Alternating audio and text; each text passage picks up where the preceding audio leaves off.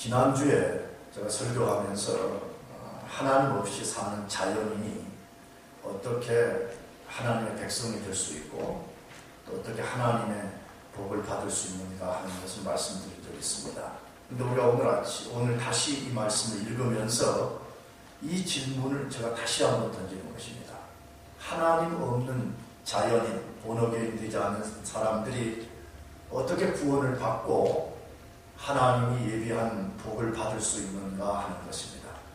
오늘 성경 본문에서 그것을 아주 분명하게 잘 소개하고 있습니다. 그래서 창세기 12장 1절 3절의 말씀은 성경 안에서 굉장히 중요한 위치를 차지하고 있고 굉장히 중요한 역할을 하는 말씀입니다. 그 중요성은 아브라함을 포함해서 이 약속의 말씀을 붙드는 수많은 사람들이 이 말씀에 근거해서 구원을 받게 되고 나가서 하나님이 예비하신 신령한 복을 받았기 때문에 그렇습니다.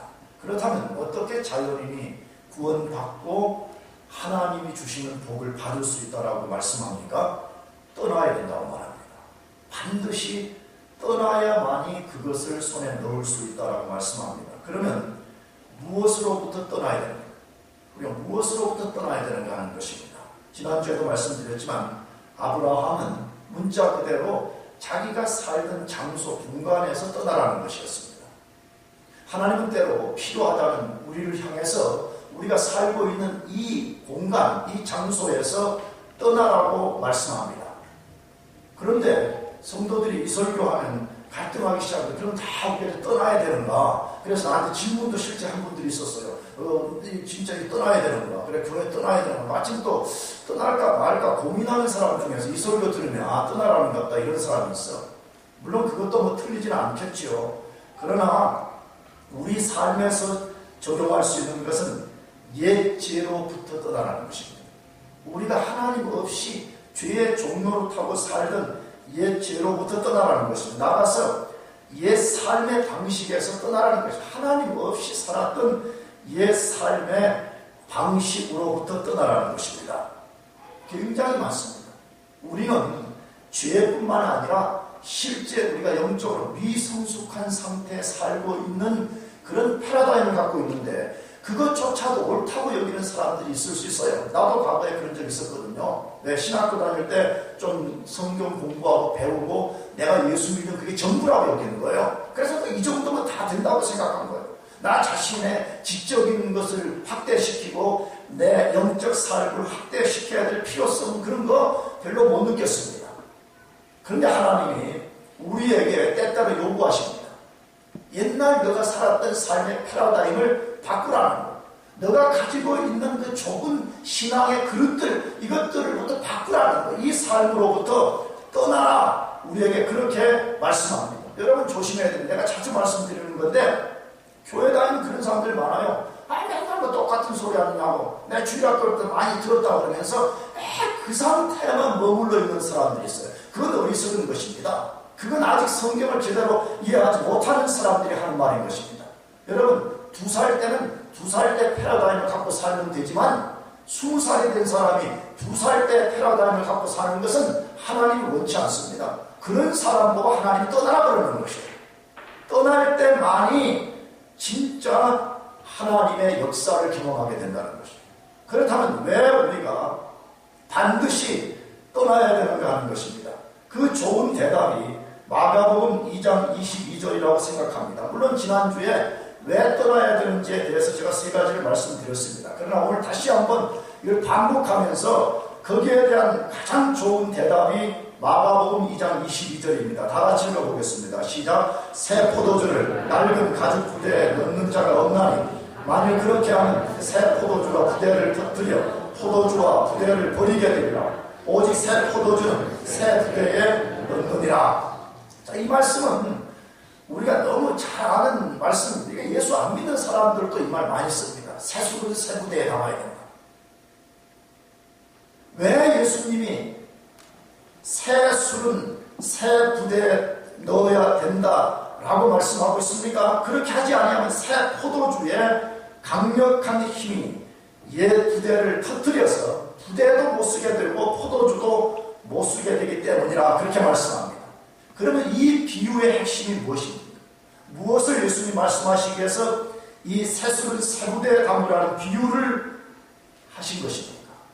이것은 구원에 관련된, 그 문맥하고 구원에 관련된, 하나님 나라 구원에 관련된 것인데, 구원은 옛것의 한 부분에 흠급을 대는 것이 아니라 완전히 새로운 의의 옷을 입는 것이라고 말씀합니다. 이게 다른 말로 하나님 나라로 구원을 바꾸면 됩니다. 하나님 나라는 어떻게 이 세상 속에 임하느냐?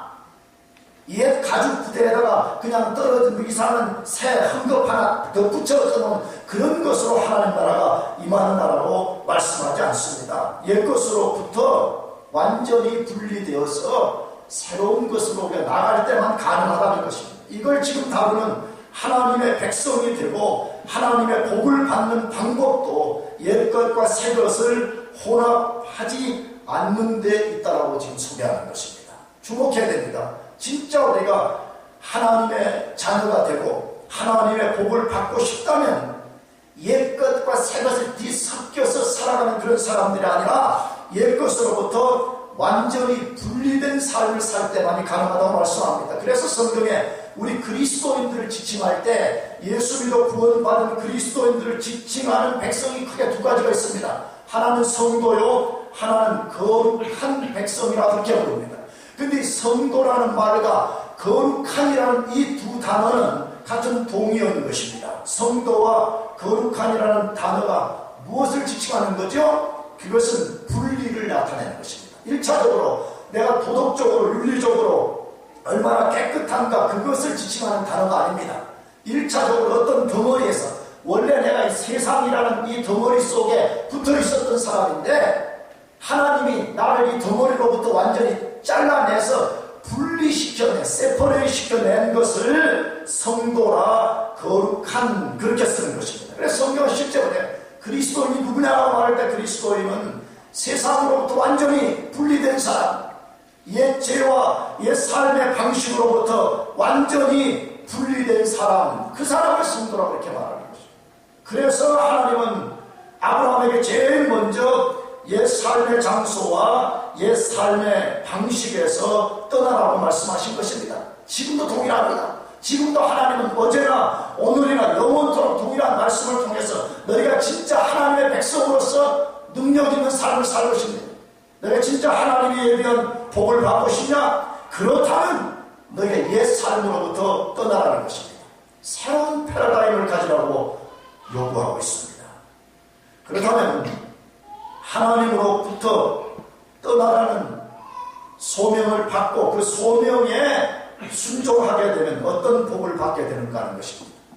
소명자, 이 소명은 꼭 목사가 되는 그런 것만 아니라 우리 모두는 이중 콜링을 받았는데 이 죄로부터 떠나라고 하는 소명, 그래서 하나님이 명하신 그곳으로 가는 그 소명을 받은 모든 사람에게는 하나님이 예비한 복이 있다는 것입니다. 그렇다면 소명자들은 어떤 복이 주어지는가 하는 것입니다.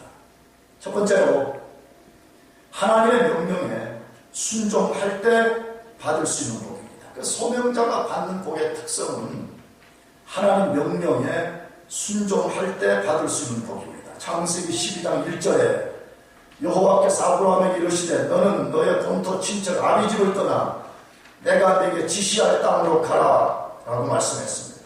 내가 내게 지시할 땅으로 가라라는 명령만 있습니다. 설명이 없습니다.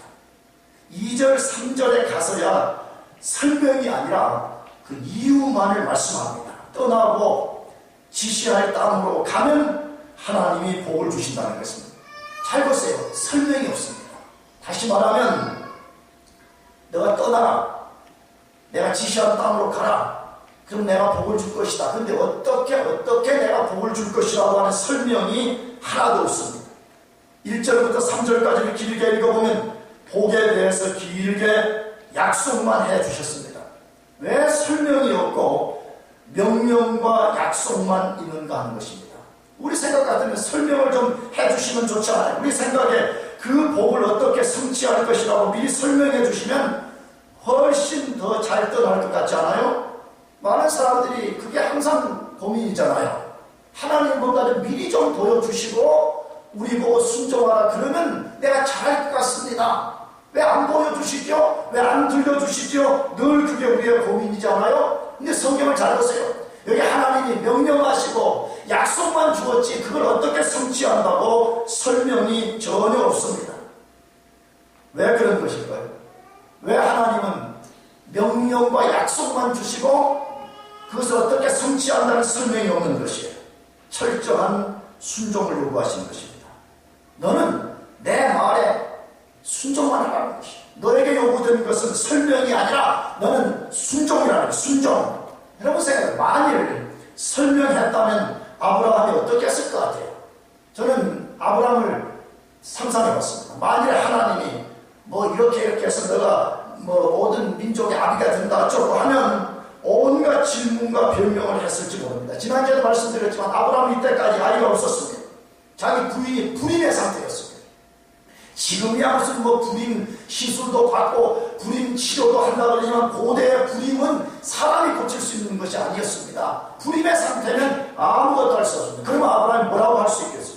아니 하나님, 내가 지금 아이 한 명도 낳지 못한 이 상태에 있고 내 마누라가 지금 불임인데 어떻게 민족을 만든다는 말이에요? 나는 민족을 고사하고 내 후계자 한 명만 만들어도 좋겠습니다. 말도 안 됩니다. 라고 항변했을 거예요. 하나님은 아브라함을 새 인류의 조상으로 부르신 목적이 있었습니다. 그것은 제가 지금 계속 말씀하듯이 순종하는 데 있습니다. 뭐 하는 데 있다고요? 순종. 부자 되는 데 있잖아요. 하나님이 아브라함을 불러내신, 콜링하신 궁극적 목적은 하나님 말씀에 순종하는 데 있습니다. 왜 그렇죠?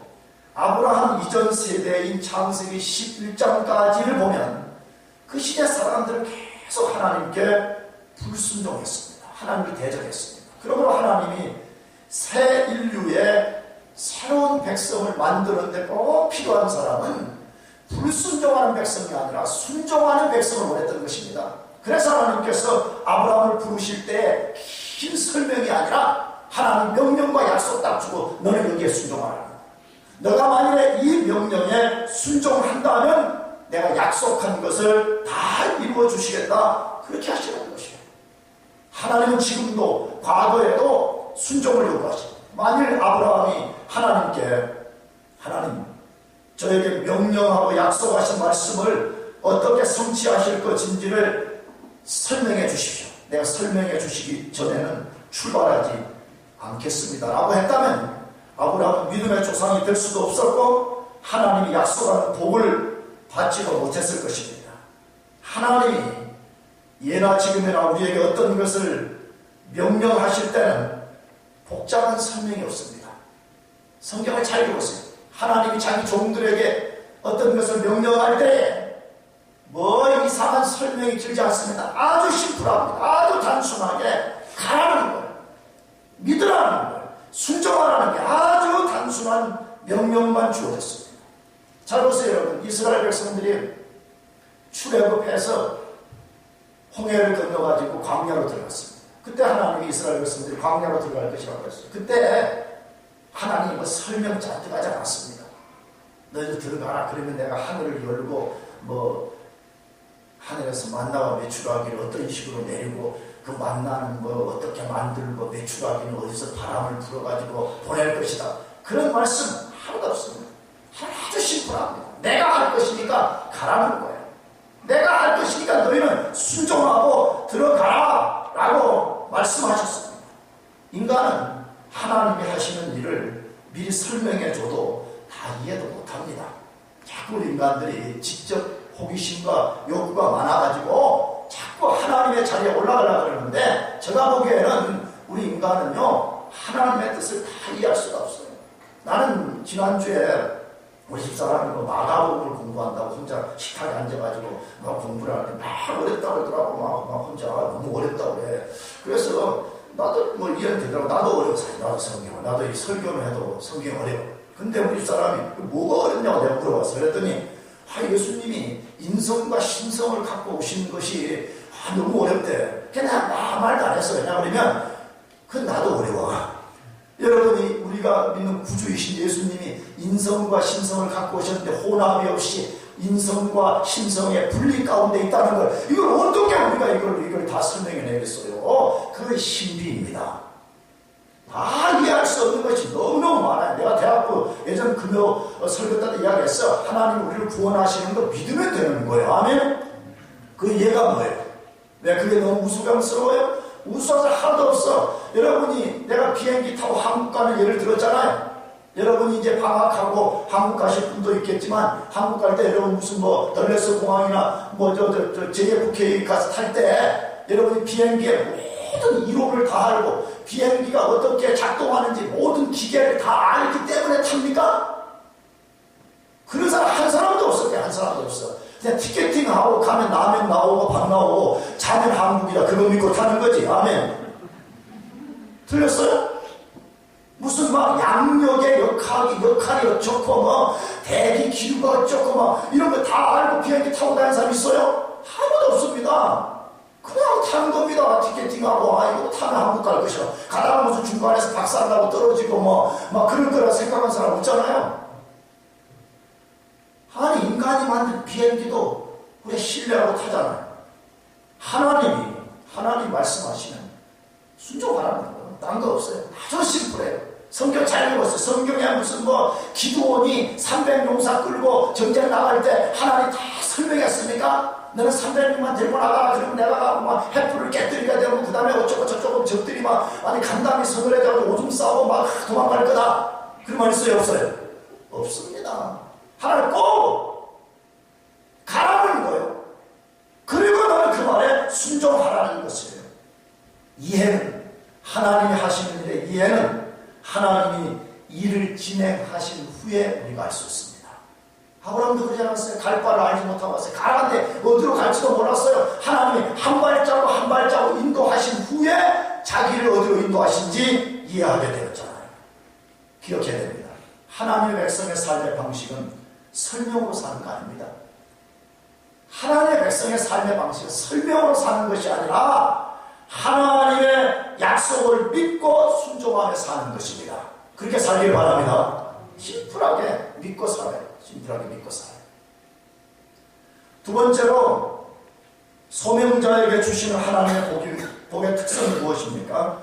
하나님의 철저한 주권적 섭리로 성취되는 복입니다. 다시 말하면 하나님 자신의 그런 혼자의 힘으로써 그것을 성취해낸다는 것입니다. 창세기 12장 1절에서 3절 제가 다시 읽어볼게요. 여호와께서 아브라함에게 이르시되 너는 너의 본토 친척 아비집을 떠나 내가 네게 지시할 땅으로 가라. 내가 너로 큰 민족을 이루고 네게 복을 주어 내 이름을 장대케 하리니 너는 복의 근원이 될지라.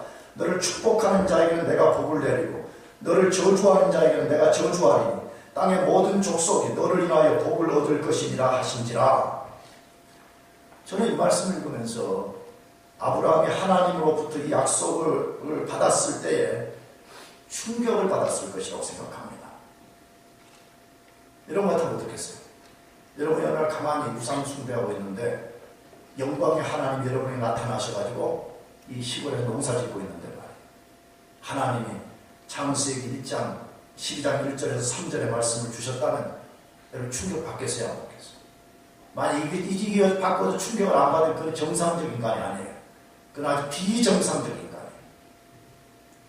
아브라함이 분명히 충격을 받았을 것은 왜 충격이었어요?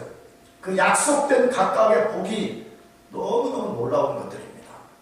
그런데 아마 아브라함을 더 놀라게 한 것은 아까도 말씀드렸지만 아브라함을 통해서 큰 민족을 이루어 주신다는 약속이었습니다. 이 약속을 받았을 때 아브라함 나이가 75세였습니다. 그때는 한 명도 아이가 없었습니다. 아까 말씀드린 대로 그의 부인 사례는 불임이었습니다. 인간적으로 볼 때 도저히 말도 되지 않는 약속입니다. 무슨 임신할 가능성이 있는 10대 후반이랄지 20대 초반이랄지 그래 조금 많이 잡아서 한 40대 초반 정도 되면 또 조금 더 잡아가지고 40대 후반이라면 모르겠어요. 인간적으로 도저히 말도 되지 않는 상황에서 그런 약속을 주신 것입니다. 그렇다면 아브라함은 어떻게 말도 되지 않는 약속을 믿을 수 있었습니까? 어떻게 말도 되지 않는 약속, 불가능한 상황에서 그걸 이루어 주시겠다고 하신 그 약속을 믿었냐는 것이, 하나님 자신이 하신 약속을 반드시 성취하실 거라고 하신 자기 의지의 선언 때문입니다. 다시 말하면 하나님 자신이 내가 이거 할 것이다 라고 하신 그 선언을 믿은 것입니다. 그것을 어디서 발견할 수 있습니까? 오늘 본문에 나오는 내가라는 단어입니다. 영어는 I will 이렇게 해요. I will 하는 것은 강한 자기 의지를 나타내는 거죠. 방금 읽은 1절에서 3절을 보면 한글 성경은 내가라는 단어가 4번만 나옵니다. 4번. 거기 내가라는 단어가 4번 나옵니다. 1절에 내가 내게 지시할 땅으로 가라. 내가 내게 지시할 땅으로 가라. 2절 내가 너로 큰 민족을 이루고, 3절 내가 복을 내리고, 3절 또 하반부에 내가 저주하리니 라고 되어 있습니다. 그러나 원문 성경과 이 한글 성경도 그렇게 되어 있지만 문장 구조는 아브라함에게 주신 7가지 복이 다 그 시작이 내가로 시작합니다. I will. 내가 이렇게 할 거다, 내가 이렇게 할 거다, 내가 이렇게 할 거라고 되어 있습니다. 무엇을 말씀하고 있습니까? 하나님이 약속한 복들이 인간의 힘으로는 도저히 불가능하지만 하나님이 하실 것이기 때문에 반드시 성취된다는 것을 말씀하고 있는 것이죠. 인간 힘으로는 불가능한 것. 인간의 기대로는 가능성이 제로라는 것이에요. 그러나 하나님이 하실 것이기 때문에 불가능이 가능해진다는 거예요. 이걸 아브라함에게 하나님이 약속하셨고, 아브라함은 그 약속을 붙든 거예요. 자기 지금 삶의 환경은 불임이지만, 눈으로 보면 불임이지만 하나님의 약속을 붙든 거예요. 아까도 말씀드렸죠. 이게 하나님의 백성들의 삶의 방식이라고. 하나님의 백성들의 삶의 방식이 눈으로 보면 다 불가능한 것밖에 없잖아요. 내가 자주 말해요. 여러분이 볼 때 목사는 무슨 아무 삶에 문제도 없고 어려움도 없고 무슨 삶에 충격받을 일도 없이 그렇게 사는 것처럼 생각하기 쉬워요. 그렇지 않습니다. 더 많은 것 같아요. 내가 보기에는. 왜냐하면 나도 여러분처럼 가정을 이끌고 가족들이 있잖아요. 무슨 내가 혼자 사는 수도승도 아니잖아요. 그럼 가족들로부터 오는 어려움이 있습니다. 나가서 여러분 목사님이 목회라는 또 토양이 있습니다. 목사는 항상 그런 솔직히 염려가 있어요. 그러니까 성도들이 조금 적어지면 또 이런 어려움 당하나 뭐 항상 그런 염려들이 있습니다. 그리고 보세요. 여러분 자식도 집에 뭐 말도 잘 듣는 자식이 있잖아요. 말 안 듣는 자식들도 있잖아요. 교회도 똑같아요. 교회도 만약 200명이 있다 그러면 200명이 다 말 잘 듣는 거 아니에요. 다 어떤 다는 아니군요. 뭐 그중에 말 안 듣는 또 성도들이 있어요. 그래 목사 그 가슴에 막 비수를 꽂고 소금을 뿌리는 사람들이 있다고. 그럼 목사도 인간인데 왜 그것 때문에 힘들지 않겠어요? 다 똑같은 거예요. 다 똑같은 거. 여러분 그러는데 만일에 우리가 인간의 눈으로 갖고 본다면 의기소침해질 수밖에 없습니다. 낙심할 수밖에 없습니다. 절망할 수밖에 없습니다.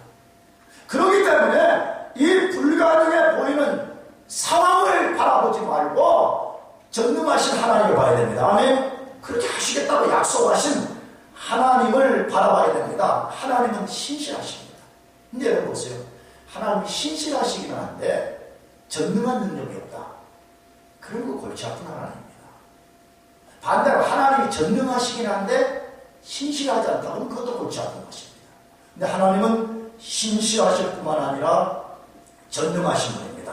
누가복음 1장 37절에 말씀합니다. 다 같이 읽어보겠습니다. 시작. 대저 하나님의 모든 말씀은 능치 못함이 없느니라. 여러분 이걸 믿어요. 아멘.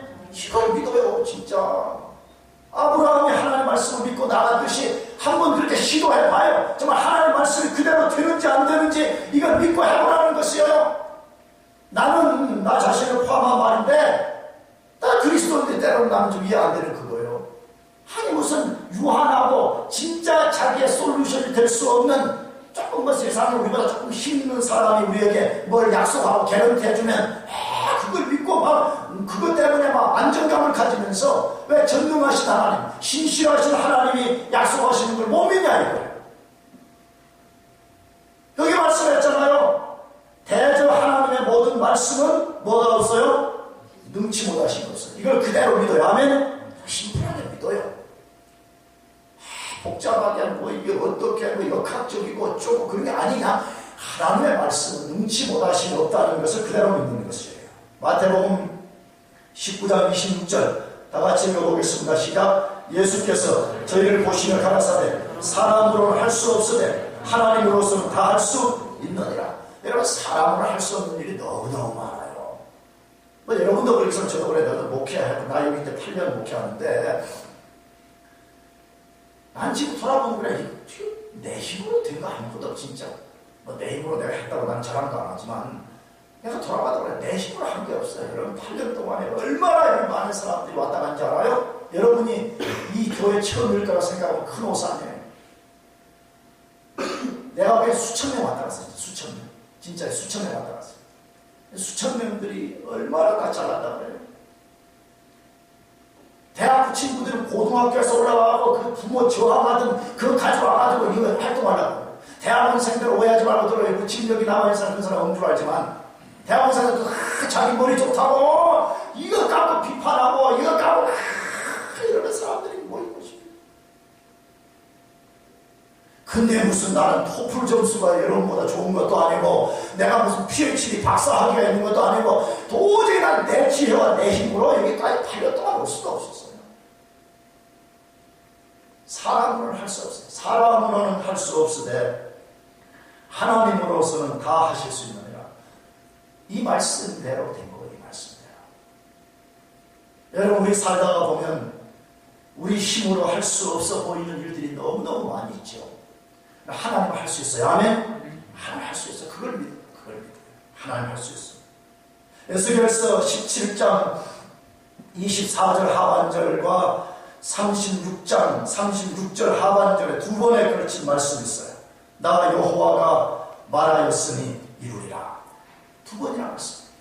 나 여호와가 말하였으니 이루리라. 하나님의 약속은 반드시 성취가 돼요. 왜? 그분이 신실하시고 그분이 절대 주권을 가지시고 그분이 주도권을 갖고 일하실 것이기 때문에 그렇습니다. 믿으시기 바랍니다. 사실이에요. 절대 우리 힘과 우리의 능력으로 되는 거 아니에요. 하나님, 그분이 주도권을 갖고 이루실 것이기 때문에 하나님의 약속의 복은 반드시 성취되는 것입니다. 그것을 믿어요. 그걸 붙들어요. 그걸 붙들어요. 세 번째로 마지막 소명자에게 주어진 복의 특성은 무엇입니까? 하나님의 복은 세상이 추구하는 것과 다른 복이라는 것입니다. 혹은 이 말을 세상이 추구하는 방식과 완전히 다른 방식으로 임하는 복이라는 것이에요. 창세기 12장 1절에서 3절에는 하나님이 아브라함에게 주신 7가지의 약속과 복이 소개되어 있습니다. 이것들은 창세기 11장에서 하나님을 대적하며 바벨탑을 쌓았던 인간들이 구했던 방법과 전혀 다른 방법으로 주어진 복입니다. 창세기는 이 둘을 비교하면서 인간이 진짜 얻어야 될 복과 그 복을 어떻게 얻는지를 소개하고 있는 것입니다. 창세기는 대족복을 써서 그걸 우리에게 소개하고 있는 것이에요. 그러면 그 복이 구체적으로 어떤 것이며 어떻게 주어지는 것인가 하는 것입니다. 첫 번째로 내가 네게 지시할 땅으로 가라, 그렇게 되어 있습니다. 내가 네게 지시할 땅으로 가라입니다. 하나님은 아브라함에게 옛 삶의 자리를 떠나 새로운 곳으로 가게 하셨습니다. 아브라함 갈 바를 알지 못한 채 오직 명령에 순종하여 떠났습니다. 하나님이 내가 너에게 지시할 땅이 있다, 가거라. 그러나 하나님이 미리 보여주지 않았습니다. 아브라함은 전혀 어디로 가야 될지 몰랐습니다. 히브리서 11장 8절이 그것을 증거합니다. 아브라함은 나아갈새 갈 바를 알지 못하고 나갔으니 라고 말씀했습니다. 다시 말씀드려요. 하나님은 우리 갈 목적지를 미리 보여주고 가게 하시지 않습니다. 하나님은 그러나 다 하셨습니다. 왜? 내가 지시할 땅이라 그랬는데 영어 성경과 원문에 보면 거기 지시할 땅이 정관사가 붙어 있습니다. 하나님이 이미 정했다는 거예요. 너가 어디로 갈 것이며 어디에 가서 살 것이며 내가 무엇을 할 것인가 하나님이 정하셨고 하나님은 다 알고 계셨다는 거예요. 그럼 왜 하나님이 미리 안 보여주신 것입니까? 하나님 좀 미리 보여주고 가게 하시면 우리 생각 같으면 훨씬 잘 갈 것 같지 않아요?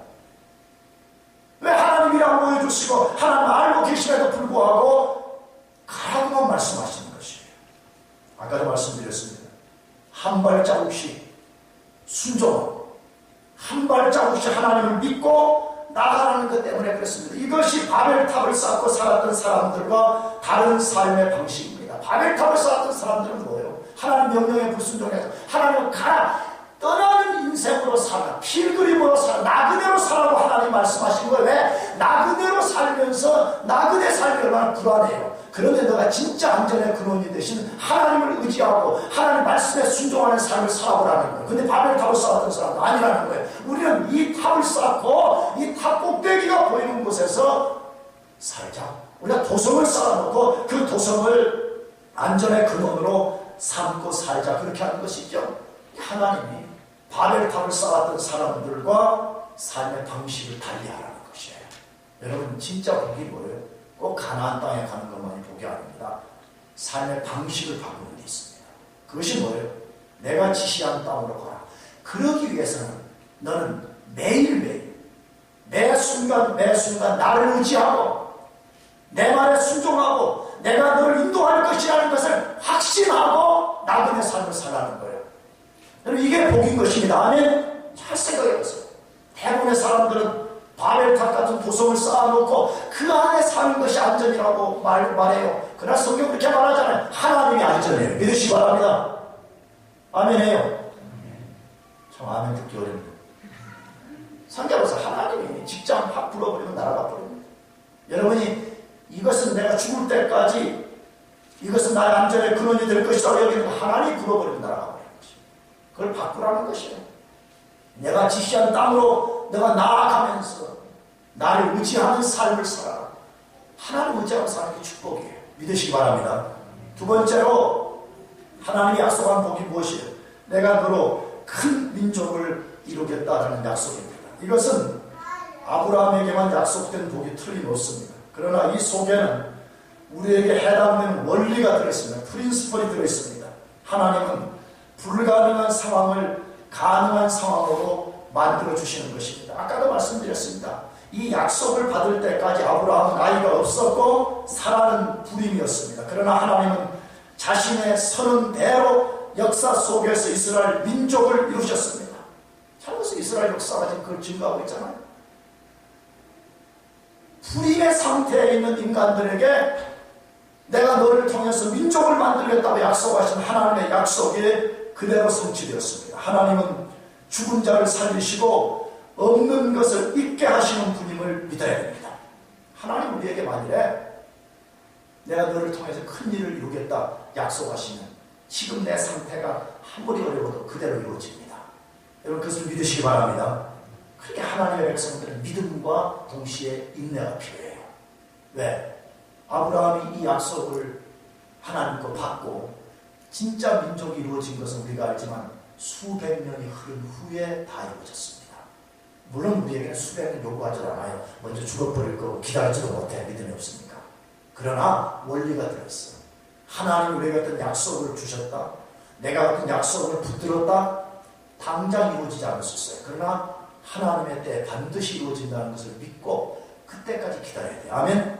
그 기다려요. 낙심하지 말고 불평하지 말고 그때까지 기다리는 것을 배워야 돼요. 세 번째, 내게 복을 주어 내 이름을 창대케 하리니라고 말씀했습니다. 바벨탑을 쌓았던 사람들과 다른 점이 뭐예요?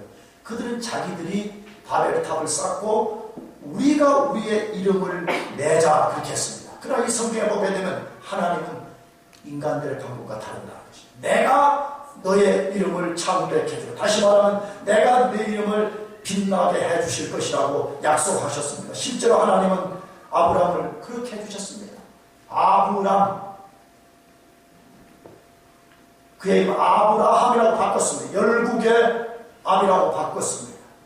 그의 이름을 하나님의 왕자라고 불렀습니다. 우리 성경 창세기 23장 6절에는 방백이라고 번역했습니다. 방백. 고대 당시에 어느 족속의 족장 정도로 번역한 거죠. 근데 원문 성경은 하나님의 왕자로 되어 있습니다.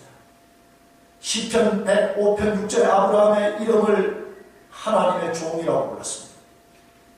역대하 20장 7절과 이사야 41장 8절과 야고보서 2장 23절에는 하나님의 친구라고 불려지고 있습니다. 아브라함은 기독교인의 조상뿐만 아니라 유태인의 조상입니다. 심지어 이슬람인들의 조상이 되었습니다.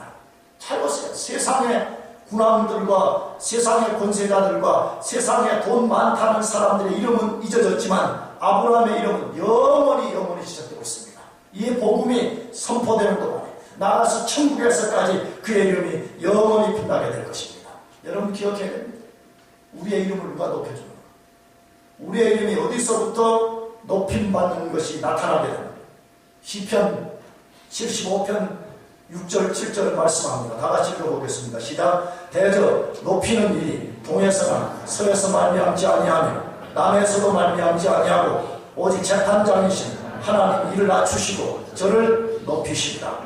성경은 아주 분명합니다. 대저 높이는 일이 동에서나 서에서 말미암지 아니하며 남에서도 말미암지 아니하고 오직 재판장이신 하나님이 이를 낮추시고 저를 높이시리라. 기억해야 됩니다.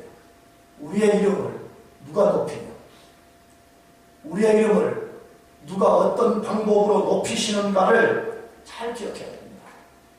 그렇다면 우리는 지난주에 말씀드린 대로 아브라함의 생애를 주목하는 것이 필요합니다. 어떻게 비천한 자리에 처해 있는 우상숭배자인 아브라함을 모리아산에 세웠다는 것은 믿음의 정상에 세웠다는 것보다 상징적으로 어떻게 열국의 아비로 만들었는가, 어떻게 하나님의 왕자로 만들었는가, 어떻게 하나님의 친구로 만들었는가, 이걸 배우는 것이 필요하잖아요. 어떻게 하나님이 거름더미와 같은 곳에 앉은 인생을 불러내서 한 발자국 한 계단 그의 이름을 높였는가 주목하는 것이 필요합니다. 하나님 우리 이름을 높여줍니다. 아멘.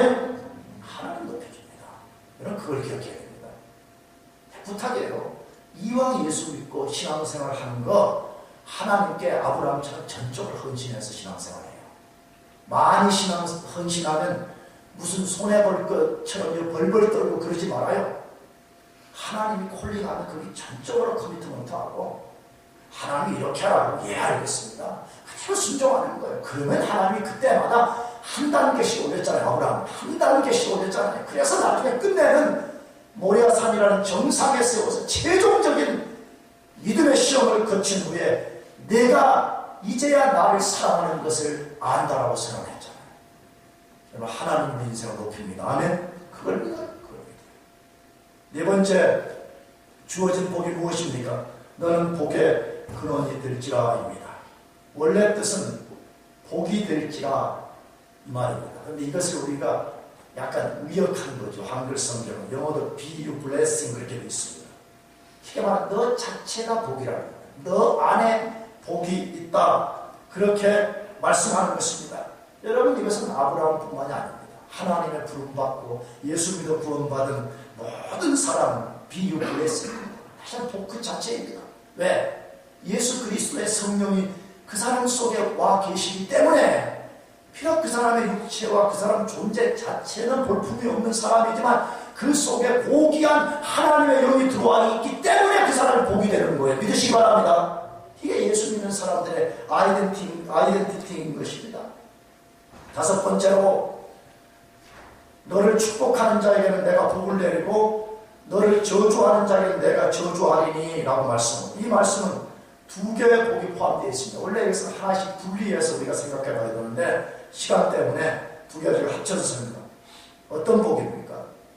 어떤 사람이 아브라함을 대하는 태도에 따라서 복과 저주를 받게 된다는 것입니다. 성경을 보면 이 복은 아브라함에게만 해당된 것이 아닌 걸 알 수 있습니다. 아브라함의 모든 후손들에게까지 해당이 되었습니다. 아브라함과 아브라함 후손에게 복을 비는 사람은 그 사람도 복을 받을 것입니다. 만약에 그들을 저주한다면 저주한 그 사람이 저주를 받는다는 것입니다. 왜 이런 복을 약속하시는 것입니까? 하나님이 아브라함과 그의 후손을 보호하시려는 것 때문입니다. 실제로 성경 역사와 아브라함의 후손인 이스라엘 역사를 보면 이것이 그대로 성취되고 있음을 알 수가 있습니다. 아브라함과 그의 후손을 축복한 사람은 다 복을 받았습니다. 여러분 여호수아가 여리고성을 점령하러 들어갈 때에 하나님이 여리고 성의 사람 다 죽이라고 했어요. 그런데 거기 산 사람이 있습니다. 누구죠? 라합입니다. 라합은 왜 살았어요? 레합이 무슨 뭐 도덕과 윤리적으로 다른 여리고 성 사람들보다 뛰어났기 때문에 절대 그렇지 않습니다. 이 본문 때문에 그런 거예요. 왜? 이스라엘 백성들이 정탐꾼이 찾아왔을 때 그는 하나님 편에 쓴 거예요. 다시 말하면 아브라함과 그의 후손을 축복하는 편에 쓴 것이고, 그러니까 나머지 사람들은 다 저주하는 편에 쓴 거예요. 다 죽은 것이고. 성경에 수많은 그런 스토리들이 있습니다.